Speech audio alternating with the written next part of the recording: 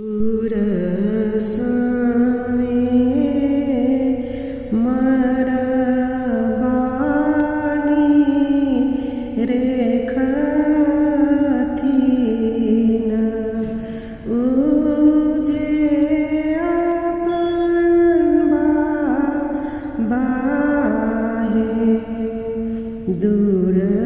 से जे मर बानी रेखथिन ऊ जे अपन बाबा है।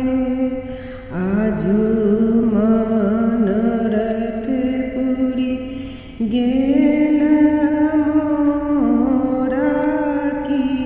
घर जनौआ होता है। आजू मनोरथ पूरी गेल मोरा की मोरो घर जनौआ होता है। हाथी चढ़िया तन देवलोक औरो पितर लोक है। हाथी चढ़िया थीन देवलोक औरो पितर लोक है। डोली चढ़िया तीन अब दादी उजे अब मंगल होत है। डोली चढ़िया थीन सभे दादी हमरो घर जनवा होता है। मरबा घुमतीन सभे बरुआ उजे पोतिलेने पंडित है। मरबा घुमतीन सभे बरुआ उजे पोतिलेने पंडित लोक है। हाथी चढ़िया तीन अपन बाबा डोली चढ़िया अब है।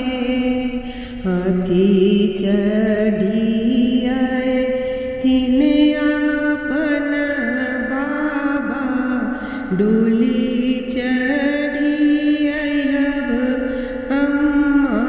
है। रथ चढ़िया तीन पितर लोक अब मरबा सोहावन लागू है। रथ चढ़िया तीन पितर लोक अब मरबा सोहावन लागू है। मरबा बैसल छथिन अपन दाई जंघ चढ़ी सभे बरुआ है।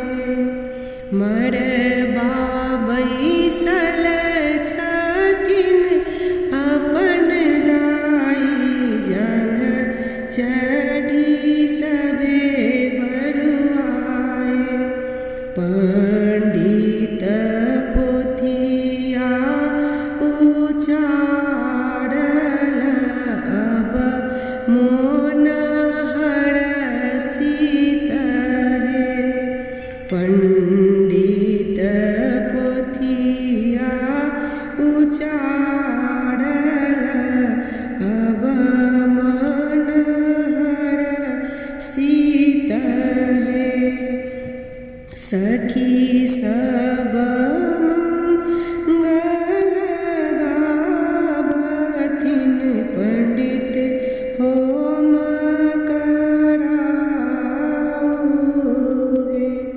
देव पितर आशीष देथिन की जुग जुग बाबू मोरा है।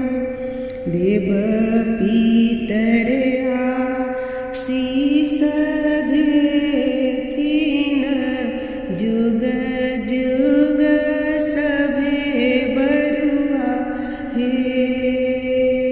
दूर से मरबा निरखथिन जे अपन बाबा हे। दूर से